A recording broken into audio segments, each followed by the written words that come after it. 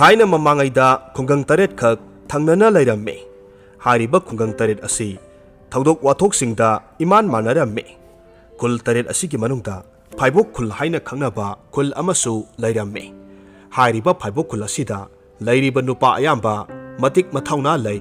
maringjel khai suba nomba kalle. Aduga nupisu amadagi hena lonaramme. Masi khul asigi satnabi masat ama oiramme. Sahi amagi manungda hariba khungang taret asigi apunba oina mukna sanabagi kumhai ama pangthoklamme. Sahi amana khul amada tawgani aduga sahi amana amuk atopa khul amada asumna pangthoklamme. Handak kumgi oinadi mukna sanabagi kumhai asi FAIBOK khulda pangthokpa tare. Numit kharani watlingaigi mamangdagi hauna mukna roising khangatuna sem saduna lainakre. Mukna sanaba haiba asimaktabu pangal thauna khakta natte lau khangba loksing leiba ama yamna mathau tai. FAIBOK khulgisu kanbada thaubada lau khang haibada lamba pabiningai leitaba nupa ama leiramme. Mahaki maming doikongpu kawi.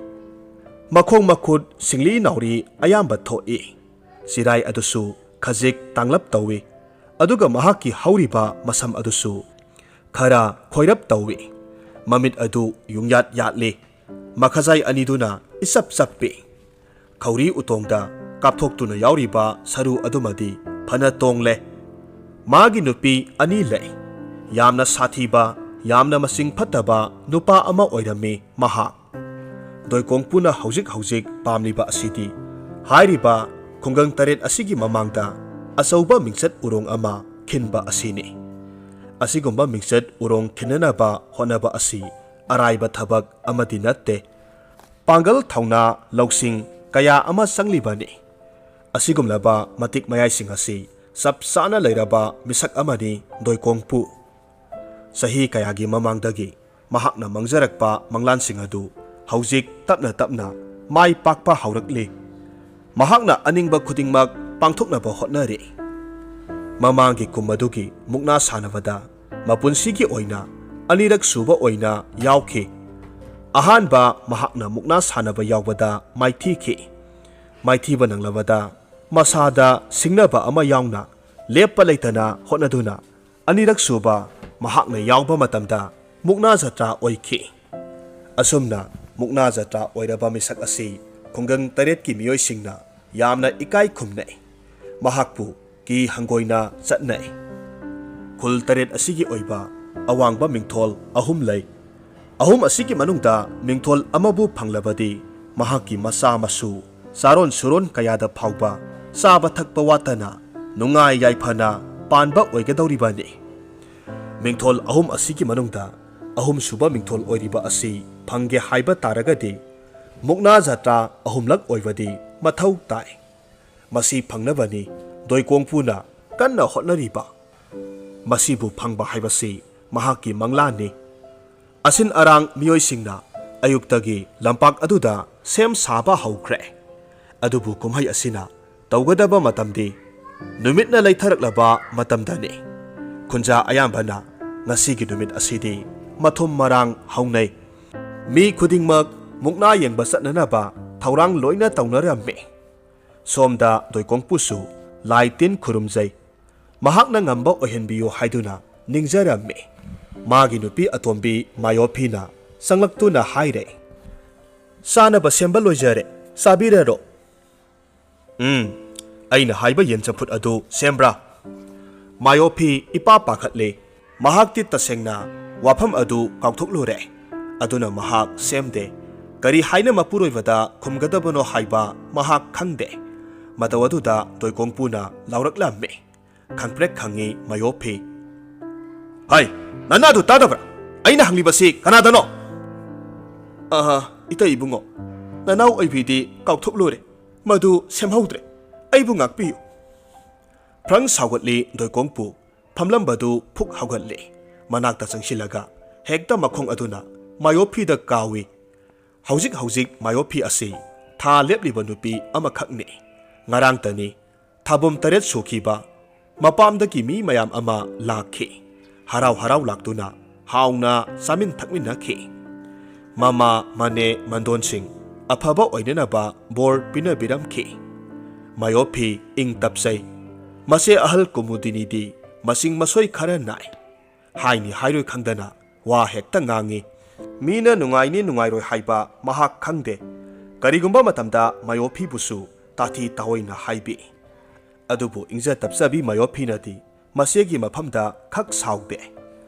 ꯉꯁꯤ ꯃꯍꯥꯛꯅ ꯑꯁꯣꯏꯕ ꯊꯕꯛ ꯑꯃ ꯇꯧꯔꯨꯔꯦ ꯗꯣꯏꯀꯣꯡꯄꯨꯅ ꯃꯥꯅ ꯍꯥꯏꯕ ꯋꯥꯕꯨ ꯊꯧꯑꯣꯏꯗꯦ ꯍꯥꯏꯗꯨꯅ ꯃꯥꯌꯣꯞꯐꯤꯕꯨ ꯃꯈꯣꯡꯅ ꯃꯈꯨꯠꯅ ꯀꯥꯎ ꯈꯣꯠꯇꯨꯅ ꯐꯨꯔꯝꯃꯦ ꯃꯥꯌꯣꯞꯐꯤ ꯀꯞꯂꯦ ꯀꯨꯃꯨꯗꯤꯅꯤ ꯐꯠ ꯆꯪꯁꯤꯜꯂꯛꯂꯒ ꯍꯥꯏꯔꯝꯃꯦ ꯏꯇꯩ ꯏꯕꯨꯡꯉꯣ ꯀꯔꯤꯅꯣ ꯇꯧꯔꯤꯕ ꯑꯁꯤꯕꯣ ꯅꯍꯥꯛꯄꯨ ꯉꯥꯎꯔꯕ꯭ꯔꯣ ꯃꯥꯌꯣꯞꯐꯤꯁꯦ ꯍꯧꯖꯤꯛ ꯊꯥ ꯂꯦꯞꯂꯤꯕꯅꯦ ꯑꯁꯨꯝꯅ ꯃꯉꯣꯟꯗ ꯈꯨꯠ ꯊꯥꯕ ꯑꯁꯦ ꯆꯨꯝꯗꯦ ꯉꯁꯤꯒꯤ ꯅꯨꯃꯤꯠ ꯑꯁꯦ ꯁꯦꯡꯂꯕ ꯂꯥꯏꯒꯤ ꯅꯨꯃꯤꯠꯅꯤ ꯀꯔꯤꯒꯤꯅꯣ ꯋꯥꯈꯜ ꯈꯟꯊꯗ꯭ꯔꯤꯕ ꯑꯗꯨꯕꯣ ꯁꯦ ꯇꯣꯛꯄꯤꯔꯣ ꯍꯥꯏ ꯃꯁꯦ ꯂꯝ ꯌꯥꯝꯅ ꯍꯦꯜꯂꯤꯅꯦ ꯑꯩꯅ ꯍꯥꯏꯕ ꯋꯥ ꯊꯧꯁꯥꯗꯦꯅꯦ ꯃꯁꯦ ꯐꯨꯒꯗꯕꯅꯤ ꯂꯝ ꯍꯦꯜꯂꯕꯗꯤ ꯃꯅꯝꯁꯦ ꯇꯠꯄ ꯃꯈꯩ ꯐꯨꯒꯗꯕꯅꯤ ꯀꯔꯤꯒꯤꯅꯣ ꯑꯁꯨꯝꯅ ꯃꯥꯕꯨ ꯇꯝꯊꯤꯅ ꯐꯨꯕꯤꯔꯤꯕꯁꯤꯕꯣ ꯗꯣꯏꯀꯣꯡꯄꯨ ꯃꯥꯒꯤ ꯅꯨꯄꯤ ꯑꯅꯤꯅ ꯏꯇꯩ ꯏꯕꯨꯡꯉꯣ ꯍꯥꯏꯅ ꯑꯗꯨꯝ ꯀꯧꯏ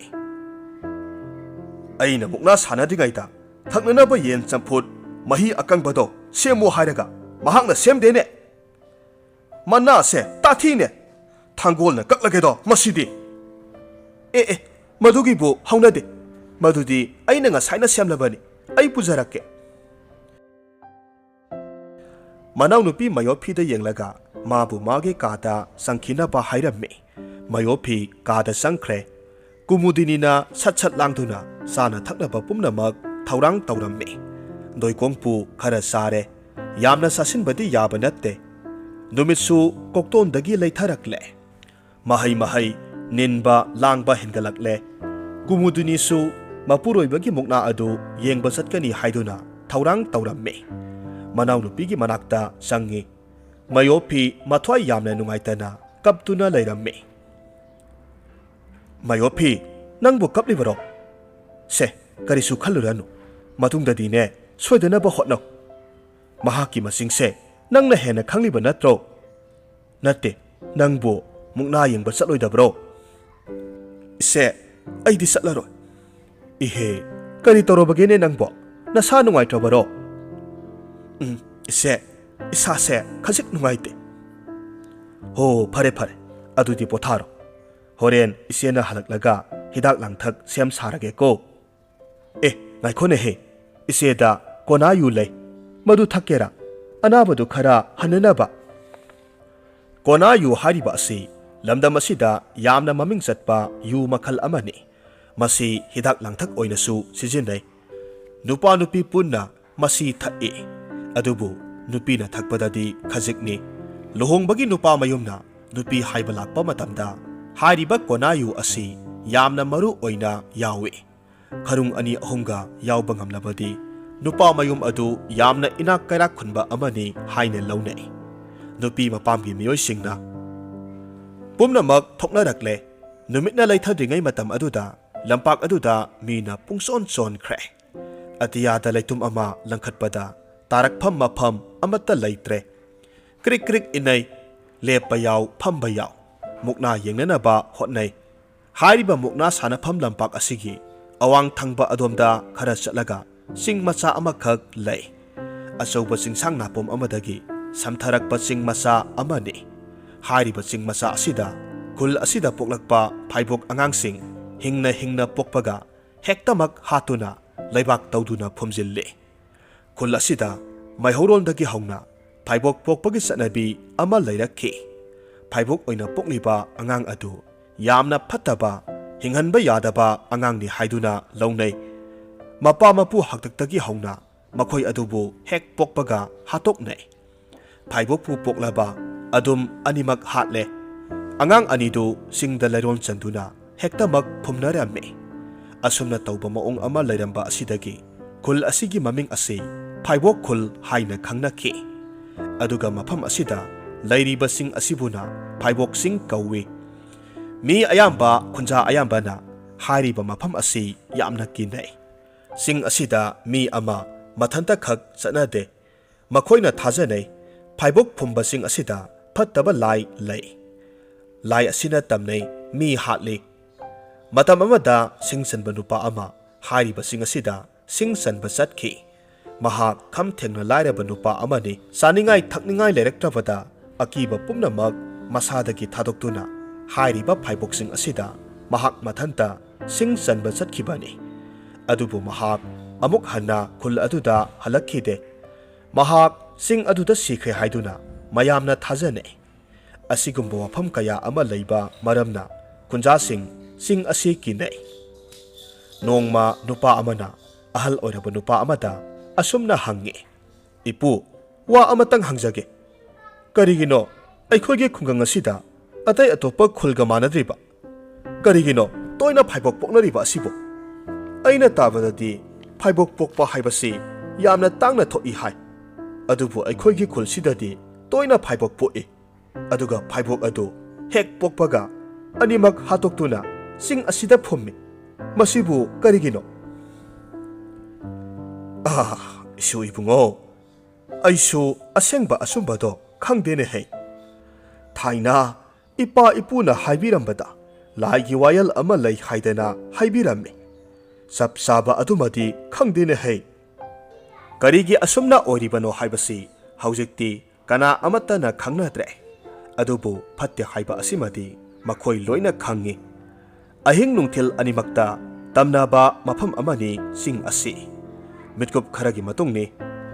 लंपाक अदुदा तिल्लिबा मुक्ना येंगबा लाक्लिबा मियाम पुम्नमक्ना अमत्ता ओइबा खोंजलदा हौना लाउना रखी कालियाना मुक्ना थोइरे कालियाना मुक्ना थोइरे कालियागी मखुत्ता दोइकोंगपु माइथीरे दोइकोंगपु ममाइ ममित पुम्नमक ngang ngangsinख्रे सावबना मै हौरे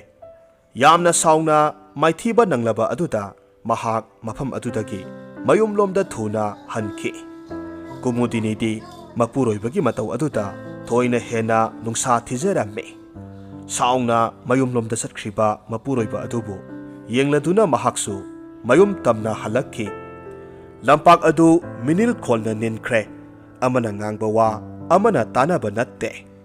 नुपा खरना मुक्ना जत्रा ओइरबा कालियाबु पम्बा याव थांबा याव तौदुना हराउबा फोंदोकनै नुपी अमना यामना कलक पेना असुमना हाइरम्मे कलक तुम पेलिदा मागी दोइकोंगपु हाइबा नुपा असे कालियागी मखुत्ता महाक हौजिक्ति माइथीरेदो ममांगी कुमजा अदुदा महाकना मुक्ना थोइबा अदुगी महाकना तौखिबसिंग अदो इस करी मतौनो कन थौरबा असे मा मंगाइरे हाइबदौना हौजिक्ति महाक माइथीरेदना दोइकोंगपु महाकना खंजरंबा निंजरंबा पुम्नमक पुंकाई काइरे काइबा हाइबबु मचेत कया थोकना काइरे साउनिंगबनसु महाक मसा अदु निकलम्मे महाकना हाइरम्मे अई माइथीरबा कालियागी मखुत्ता अई माइथीरबा इकाइख्रेदा ओथोकना अईना मुक्ना थोइगनी हाइदना इखौ कुंगना हाइरुबा अरेंबदा तारबा मसी पुम्नमकसे मायोफिना थोगनबा ngaktani ngasi mukna asida aina mukna jatra oigadabado mahakna ngasaina jatra thugaikrabani lamketpi mahakna aibu ikaiba nanghanbani nangtadi ikhutse pena phuragedo doikongpu mahakna mukna sanabada maithiriba adu magi nupi atombi mayophinani haiduna maral siduna mangolda phamlamba adu phuk hagatuna imungda yamna thuna sanglamme aduga masangamde nungaite haiduna famungda hiptuna lairiba mayophibu lairiba phaklang aduga panana khangkau kauksilli magi mafamda minungsi haibaduma laikhidre wakhal khanthaba haibaduma su laikhidre mana ningliba aduna asumbani haina khankhiduna hekta magi nupi adubu kauramme mayophi makhol thokna kappi mahakna kanbiyu haiduna lauramme doikongpu maithiba sopa ikaiba nangba kaya aduna masa adu asaubana henkiduna apaphatta karisu khangdaba makhai tha lepliba nupi adubu yamna tamthina phutharamme kumudinisu chansilai mapuroibabu khamdoknaba hotnai mapuroibabu khamdoknaba hotnabada mahaksu sai saramme adubu namdana khamdokle doikongpu mayomdagi thokre Kumudinina manaunupi adubu themjinbirammi adubu mayopi kapliba adu lepu haibadi sukya yakhidre nupi oina pokluba mapok asi asuk yamna tolaboire haina khanjakhirammi tasengna mahak yum asida mapuroibagi manakta lainingba phaudre yasanglakpa matamni yomthangnabada leiba ahal amana doikongpugi manakta laktuna wari sarammi hai ibungo doikongpu nahakna tawribase yamna laliko masi yamna phathaba tawaidaba thabak amani tha su lebliba nangi nupi asida nangna ngami haidana hanjina phubase yamna sumdeko mapukning yamna nungsiramlagani nangne amukta themjinbiyo doikongpu saungna khumme aina maithiba chopa ikaiba nanglibase mama mahakna ohelibani mahak yamna phattabe nupi amani mabu aina aigi nupi oina lauruba ase aigi punsi asida khwaidagi saungna ningamdaba ama haibado oihalle mama ai maga khainarage haina phawba khallaba zani hai nang haunadaba thabak yamna tawdawri wakhal yaudaba tawnu nupibu sanapotkum khanganu asumna wari watai kaya ama sanaramme doikongpu wakhal taraknaba hotnai adubu doikongpu di mahakna ningkhiba aduna sap yungduna lepkhre apapata mahaki masa aduda karisu khande kumudinina mapuroibagi seba tawre masigi matungda manaunupigi manakta sangduna sak sanaba hairamme adubu mayophidi mathwai nungaitaba henkiduna sak saw haiba yaramde kumudinina phana kanna themi adubu yaba kauba laikhidre masigi matung tha ama haujinkhre ngasi haiba numit asida mayophi angang unnarammi angang adu poklakpa matamda nupi ngakta phaibok poklammi mama oibi mayophidi mathamoi wabana loikhre adubu khungang adugi sanabi lisat aduna hena kankhibana masa aniga mahak setna khainaba tare haunabi matung inna pokpada ngariba angang ani adubu hingna adum phaibok singki mafam saba amada laibak tawduna lairol sankhre asigumba thodok asi kul asida yamna toina thokpa oibana kulgi mi kana amatana thoina hena nungaitaba pokna de supna tangi imung manungki mi khaktana nungaitaba pokpani doikongpu hana magi mafamda asawba leiramba adu handak magi nupi atombi asina masa phaibok poklakpa asida amukka hena sawkhre magi nupi atonbibu inthokhtuna thamlammi mayophi kappatana mathaudang oikhre nongmadi doikongpuna tumbada mang amakhak manglammi mang aduda mahak phaibok sing aduda mathanta leirammi angang mayam amana ikoi koina sanaduna lairiba aduda yengduna lei angakpa amasu masada phawi angang aduna harauna langna sanaba matau adu ubada magi thamoida nungaiba asum phauraklammi angang sing aduna magi mathamoi adu asum sumhatkre tapna makhong thangjinduna angang sing adugi marakta sangsilli makhoi mayam adugi manungda mahakna phumkhiba masa phaibok adusu yaurammi angang amana phat chongthoraklaga doikongpugi makhutta thinduna asumna hairammi baba nang yamna phatte nangdi yamna phattabani aina imagi siyomnungda leiringaida su nangna imada phuido madugi sainado aingonda su phangki ai kayam nakhi aduga haujikna amuk inauga aikhoi anibu leibak manungda phomba taibang chinjak saduna hinglugi haiduna aikhoi lakhibani karigino aikhoi bu hatok piriba baba aikhoi mafam asida lainingde aikhoi bu yumda thambiyo imagi matambakta aikhoi tumge aikhoi sanage baba nahak nanauga aikhoi anibu lauba lakliba natra se aikhoi anibu puro nanausu pabagi tungda leire doikongpu mamai leithokduna matungda yenge masida mapa chapchana tungdagi angang aduna mahak tamna phan chongsilaklaga mahaki makhauri charam aduda kanna hekta melaklamme doikongpu angang adugi makhuttu satokpa ngamde mahak nanthokpa ngamde sor honba warai sor phunjilaklammi khodak aduda mahak mathwai thakre thangnaba mitkupta doikongpu mitkap khangthok thoraklammi masa pumnamak humangna pumchot sotuna leirammi makhut aduna mamaida nan thai mamang thakta asigumba mang asi magi maphamda amukta mangkhidri mathawna phai haina leiriba mangonda karigi asigumba ayamba amagi mang asi mangaklibano haina mahakna khalle mathangi numitni ayuk anganba aduda khunja kharana langnaraklamme doikongpu su thoktuna kari tawba yaurabano haina khanduna yenglamme mahakna paw tabada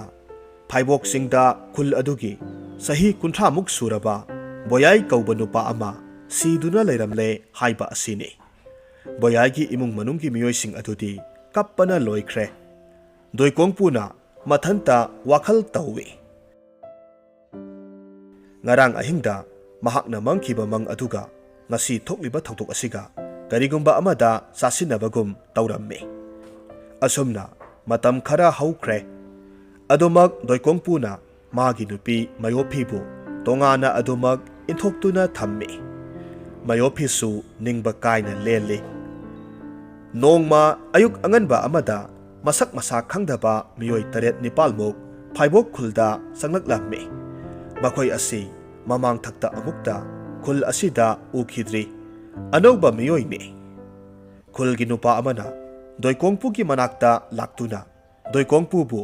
wa khanabada yaunanaba amukta la'u haina kauramme mahaksu salamme nauna lakliba miyoi sing aduga khulgi ahallaman yauna naha kharaga punna tinduna kulakpagi mayomda wari sanaramme nauna lakliba makhoi adu u yanba u lalonba miyoi singni haibasi mahakna khangle u yanba miyoi sing aduna yamna kanna makhoi gi maphamda FAIBOK sing asida hauriba u asi khara makhai yanjage madugi sanaba mamal adu kulakpada pige haijaramme makhoina kanna haijaraba aduda kulakpasu yaramme kulakpana doikongpuda yenglaga hairakke doikongpu makhoina hariba wafam asida naha ama oina nangbu kari wakhal khanbage nahakna khanba wakhaldo amukta hayo kulakpa aigi oinadi makhoigi wafam asida karisu yadaningai maram leitabra haina khalle maramdi makhoi ase hingnanaba hotnajariba misaksing ngaktani amaromda aikhoina makhoibu sangjafam pidana thadokhiba haibase khul tarukki mamangda yamna ikainingai oidoribani aikhoigi FAIBOK sing asida achau achauba usu mayam ama hauri adum yanja sanuda khulakpana su yare u yanba lakpa makhoi sing adubu hariba sing aduda leiduna makhoigi thabak adu sujara sanu haina hairamme makhoi singdu harau harau chanakhi tilamba miyam pumnamak hanakre mafam aduda khulakpaga doikongpuga makhoi ani khaktamak ngai haure makhoi anina sikna wa tanaramme doikongpu masibu hayengwai tungda amuk phattaba oirakloidro khulakpa karisu oiro mathwai singse mangjarurage haidana khul asida makhoi lakhibani sijasanu adom aikhoina hojik makhoibu FAIBOK sing asida thakre maranai sijaragadabani karisu khaluranuda adu budi summi aikhoigi asigumba wafam asibudi makhoina khangba natedo launam haiba makhoini mapal thongda apha sabani doikongpu hariba misak asi yamna phattaba misak amani mahakna pumnamak sinbani u yanba lakliba mising adubu mahakna hananaba hotnaramme u yanba lakliba makhoi sing adudi mafam adugi phibam adu hana karisu khangba natte makhoidi kulakpana makhoina haijaba wa aduda harau harau yabirakle haiduna harau jaramme singnung aduda sangduna leinanaba sananaba hana sinsi haiduna u masa khara yanduna sang masa ama sanaba thaurang tawramme numit tasilaklabada sang adu saba loire langphai chatpa oibana sana thaknaba adudagi u yanbada sangba khuchu khulai pumnamak suuna puduna laklammi makoina purakpa chengchak aduna chak khara thongle lamsang lakpagi makoi waraduna chak nganta saduna pothana khre doikong pudi mapalda phamli magi nupi kumudinina chak sasi haina harabasu saningdre haiduna mahakti sadre mahakna ahanbada wakhal khaliba sina mingsatki matangdani sahi ahum thangna na mukna jatra oiba ngamlabadi khungang taret asida mahak haina humna pangadabani adubu madumadi maithire kari karam tauraga khungang taret asida mahak asi mingsat leiba misak ama oigadage haina khalammi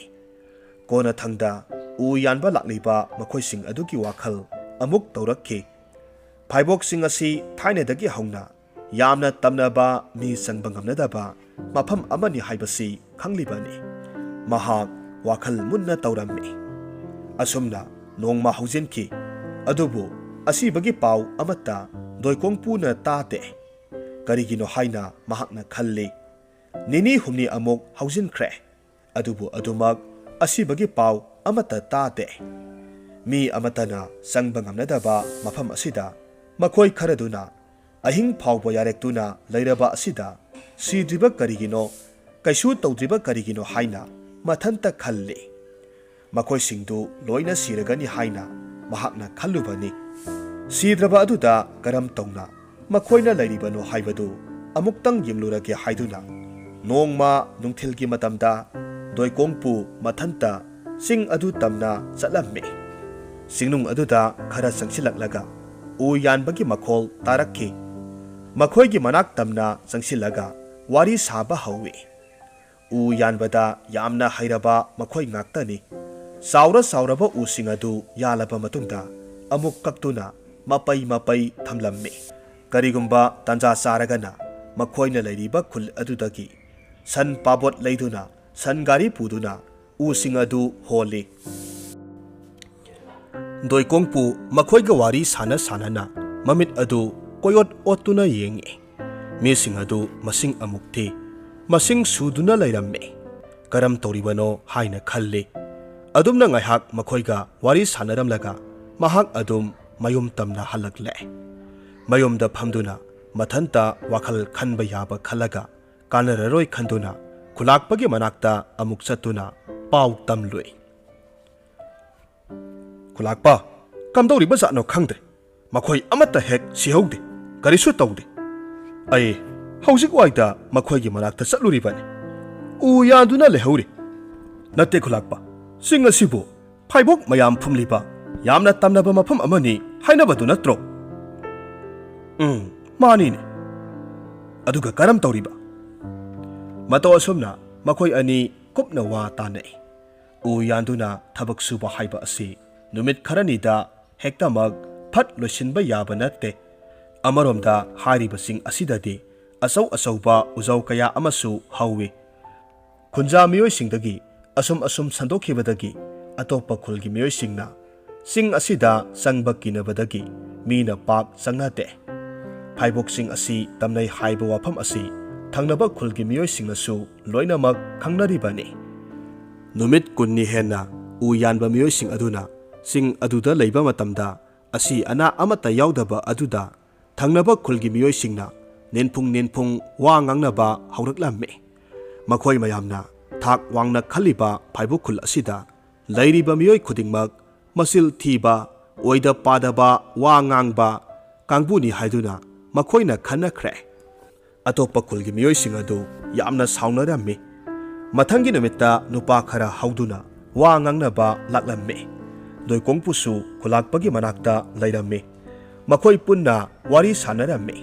nupa amana hairamme khulakpa hoigi khul asidi masil yamna thire FAIBOK sing asi yamna tamnai haiduna aikhoisu thajaribani nakhoina su tattana hai sing asida aikoi kana amatana changnade adugadi haujik u yanaba leiriba miyoi sing asidi karisu tawdana adumak leiriba asini masibu karino masibu tamnabagi khudamla aduk nasin thibadi khul taruk asigi mamangda ikaidabra nakhoigi minamba ase mi loina khangnarabani haujikti Nakhoina haiba wa amata aikhoina khak thazararoidabani. Asumna saungna hairami khulakpasu khumpham khangde doikongpu mina asumna makhoigi mafamda wa haiba asi mahak taduna khangduna leiba ngamde adubu tasengba ama oiraktaba asida mahak wa ngangninglabasu ngangba ngamdana leirammi Phaibok khulgi mioising adu masil thibani oidaba ngangbani haiduna yamna tathina seramlaga makhoi satkhre khulakpa amadi doikongpu makhoi ani ikaina lehowi khulakpana hairammi is doikongpu ikai khreda onthokna masibu kari matau kogbage aidi sikhibana hena phareda khulakpa khul asigi izet mayeng aina khak tahallo ai leiri pumnamak aina phanaba singani ha kari tauraga karamna singidawriba yengdamak yengbiyu khulakpa asumna khakta hairamlaga phuk haugatle thuna yangna mayom tamna satkhirammi doikongpu handakki matang asida sagani thakani haiba khangkhidre wakhal adutana khanduna laikhre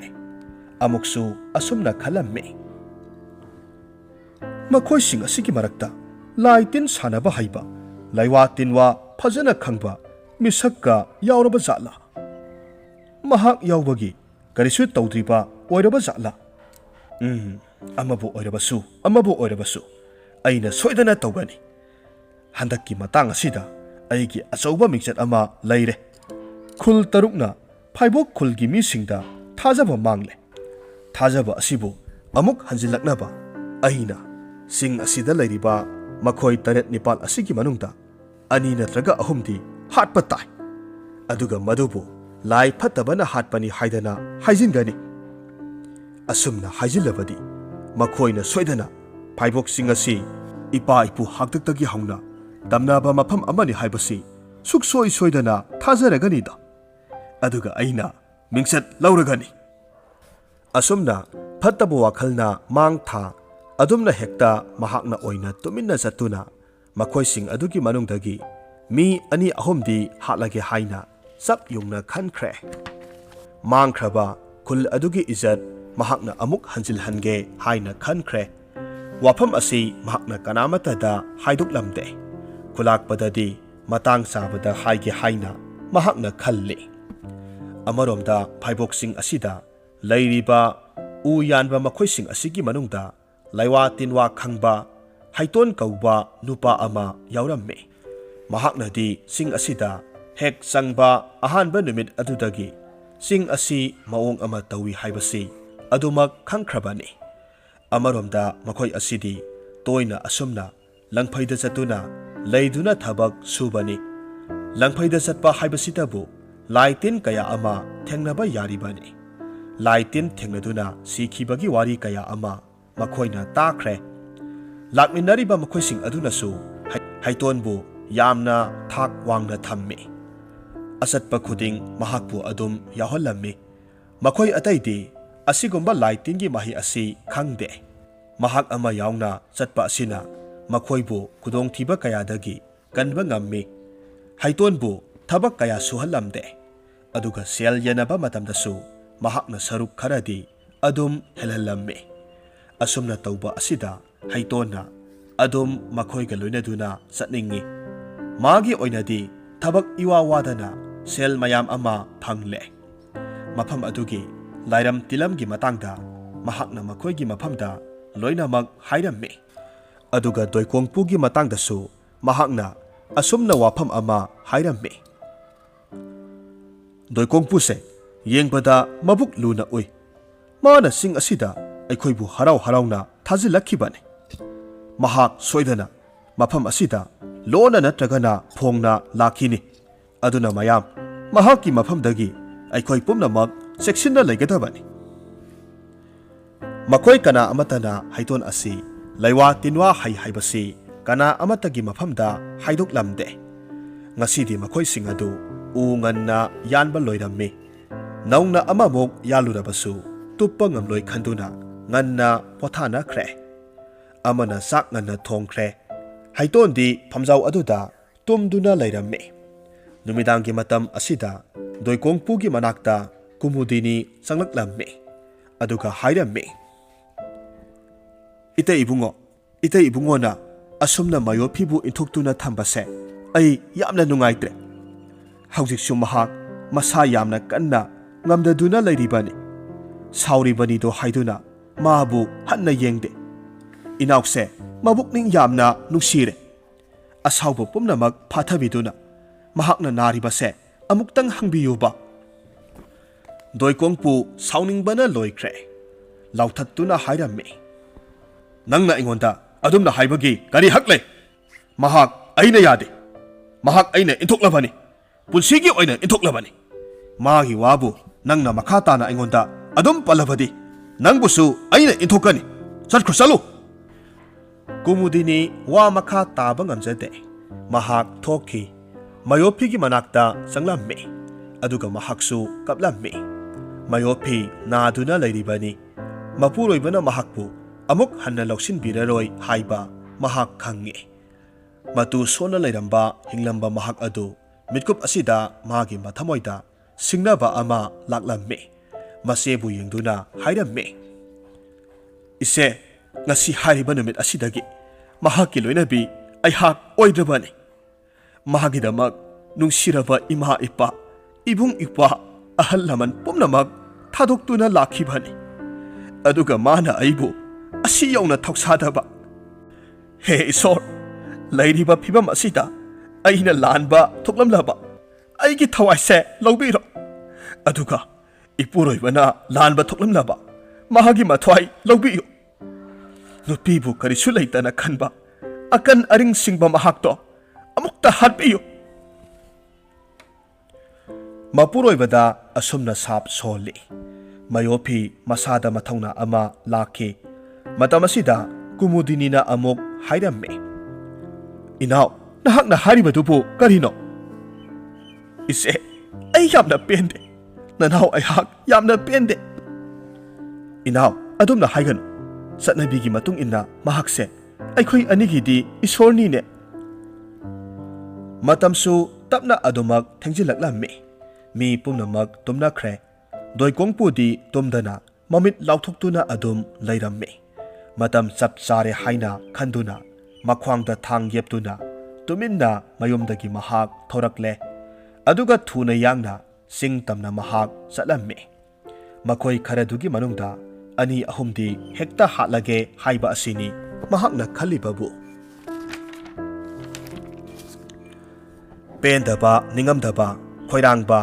mingchat phangningbana langtaknaraba Doikongpugi masani ningliba aduta pangthuklaga loire haiduna khanduna lakpani sing manung aduda leiba makhoigi sang adu yoksilakle hek yenglubada nupa ama sang adugi awang thangba adomda satkhiba ui Doikongpu makhong tapna thangduna satli nupa adu sing sanba makhoi adugi maraktagi miyoi amani mapal thoklakibani haiduna mahakna khalli mahak hana hekta hatlage haibagi matani matungda mahak adum inarammi adubu nupa adu adum satki asum lapthokki Doikongpusu lepa leitana adum inai magi matungda asumna mahakna inarakpa asi phana sangle sing manunga oire hena sukna mamle Doikongpu mapukningda karino haiduna khanba haurakki makhong thanglibadu sap lepi hanna yenglubada mahakna ukhiba nupa adu ukhidre swai mangkhre ingak nga e mamai leiduna matungda yengthoi matamasida karino khangdaba amana magi masa tamna phan songsilakki aduga setna naptuna hekta mahaki makhauri charam aduda kanna metlammi Doikongpu lauge ngamde nanthoknaba hotnabasu ngamde maong ama oikre mahakna ahing amada mangkhiba mang aduga sap manana taibangda thoklare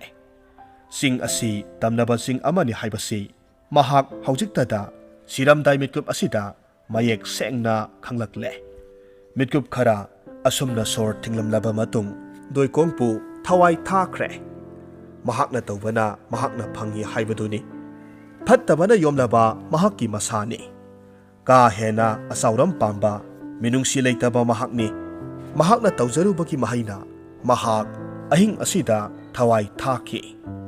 mathangi numitta doikongpu phaibok singi singnungda siramle haiduna wa launaraklammi wari asi nungai biragadi like tawbiramo comment tawbiramo aduga channel asida nauna sangbirakpa oiragadi channel asibu subscribe tawbiramo